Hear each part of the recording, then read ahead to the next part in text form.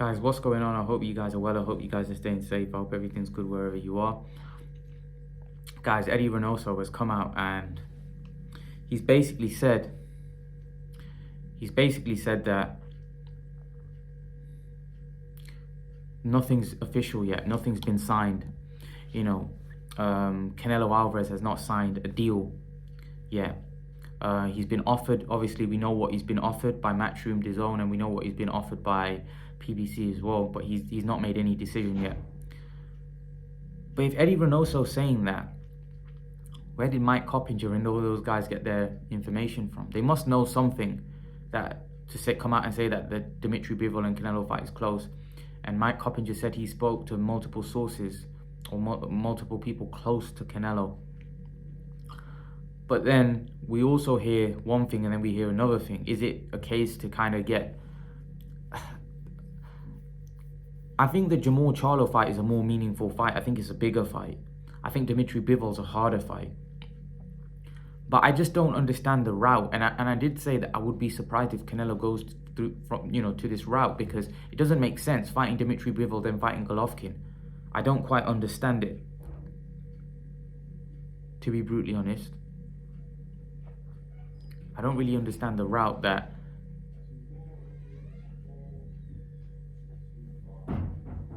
Canelo will be taking. I'm a bit confused. I'm a bit confused why Canelo would fight Bivol and then Golovkin. It doesn't add up to me. It doesn't make sense. It doesn't make sense. I'm a bit confused to why Canelo would go down that route. I thought the Jamal Charlo fight just seemed a lot more logical. So I don't know. I don't know why he's picking, Bivol and Golovkin. I don't get it. I don't quite understand the move. Not so much the fact that I think Bivol's a better, harder fight. Golovkin's probably a harder fight than Jamal Charlo as well. But it's just the route he's taking, in the sense that Bivol at 175 and then Golovkin at 168. I don't quite understand. Like, surely it would be Golovkin first, then Bivol. Surely you would clean up at 168 first before you go. I don't get that. Why would you win a world title at 175? Then come back down to defend your undisputed 168 pound titles? I'm a bit confused. That just doesn't add up. It doesn't make sense. Hence why I think, is there something going on in the background trying to negotiate a higher deal with PBC? I don't know. Because if it's not official, then they can easily change. Look, we heard initially that Canelo was negotiating with Plant, then that broke down when he was going to fight the undisputed. Then he ended up fighting, and then he was talking about Bivol, and that broke through, and then he went back to fighting Plant. So apparently that was just a negotiation tactic for him to get what he wanted with the PBC. So is he doing the same again? I don't know. It's just a bit bizarre to me how this is all playing out, because why would Canelo fight Bivol and Golovkin?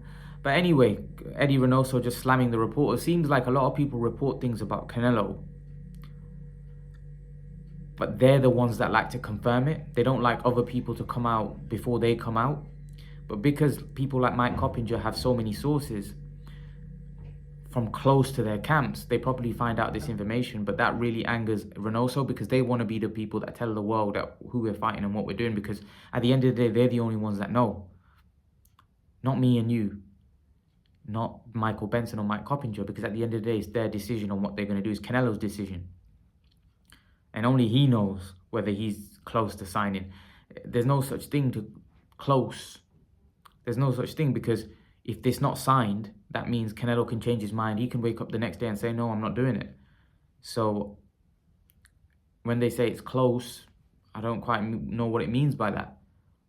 Because at the end of the day, they're the ones that are going to make the decision. They're the ones that are going to say yes or no. And if it's when saying something's close, what do they mean by close? Have they had negotiations? Are they about to put pen to paper? Because if they haven't put pen to paper, that means nothing's signed. They can easily say tomorrow, no, we're fighting Charlo instead. So hence why, yeah, we need to wait for Reynoso's statement. We need to wait for Reynoso to say, okay, yeah, we're fighting Bivol next. Yes, I get Mike Coppinger and Michael Benson. These have very good sources. Mike Coppinger has great sources. And he generally doesn't get many things right. And when he says things, they generally turn out to be true, right? He has a lot of good inside information about what's going on. But as Mike Coppinger hit back at one of the things, he said, "Oh, Mike, you were reporting that this is done." And Mike Coppinger said, "What do you expect them to say? They're not going to say, yeah, this is true, because they want to announce it to the world themselves."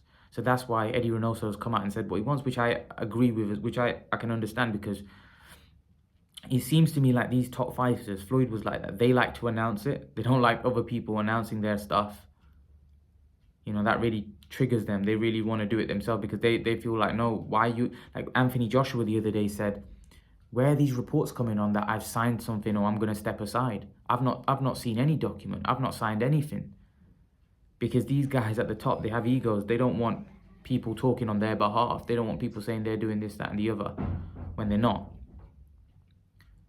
So I just think that ticked Reynoso off a little bit, to be honest. And he's probably just come out and said, no, we've not signed anything yet. Even though they may be close to signing for Bivol, they like to announce it. They don't want other people to go out and speculate. Because at the end of the day, it's all speculation, because Canelo could change his mind tomorrow and say, I'm not fighting him. There's no guarantee what Canelo does. Canelo could wake up the next day and say, I'm not interested in fighting Bivol. I want to fight Charlo. You know, it literally could be like that, because that's how apparently it is. Like, you know, they sit down and say, okay, yeah, they make a decision who they want to fight. And Reynoso's very close with Canelo as well. They know each other from childhood. So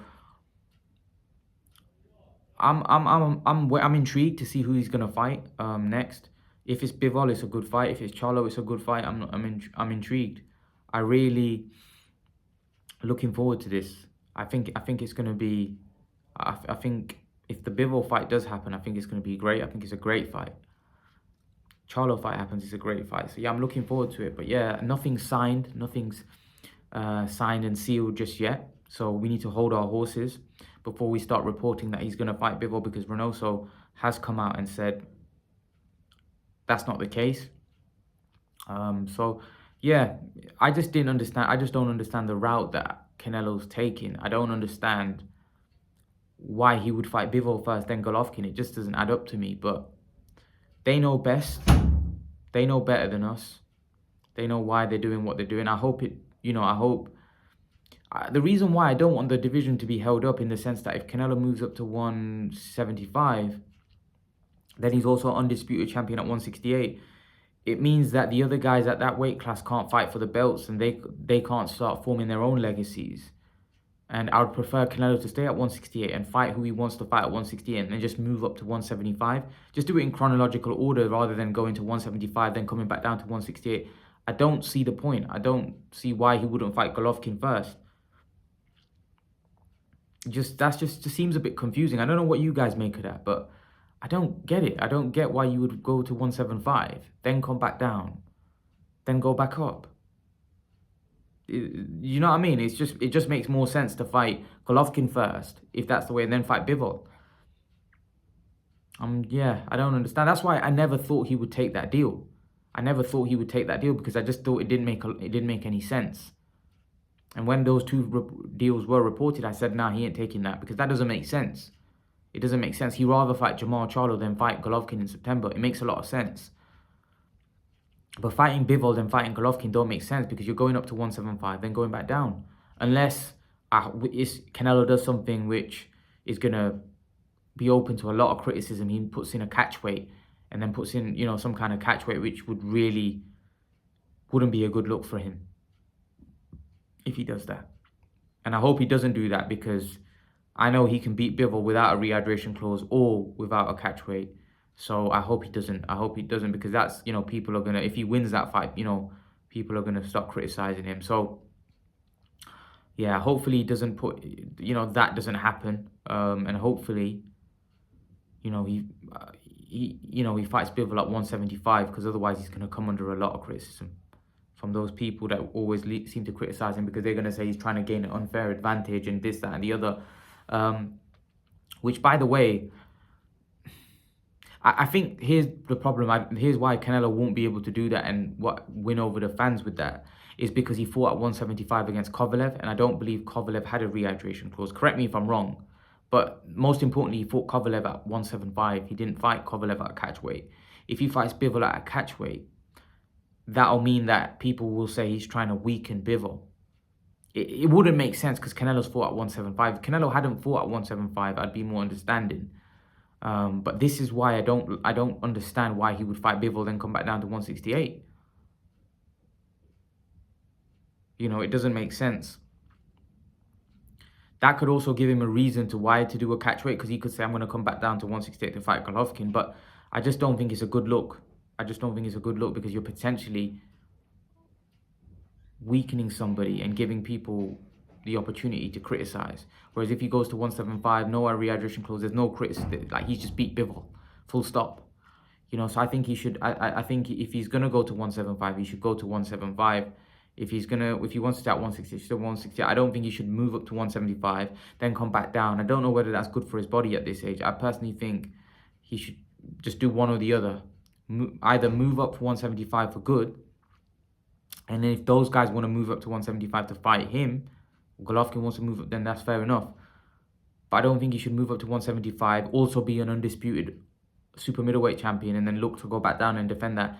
It doesn't make sense to me. You know, I'd rather see him defend his super middleweight undisputed crown against a few fighters if he wants to do that, then move up to 175 rather than moving up and then moving back down.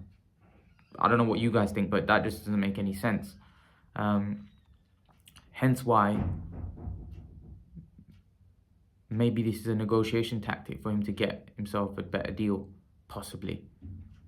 Maybe not, maybe so, I don't know. I'm a bit confused. But yeah, Eddie Reynoso says there's no deal been signed. There's nothing official at this point.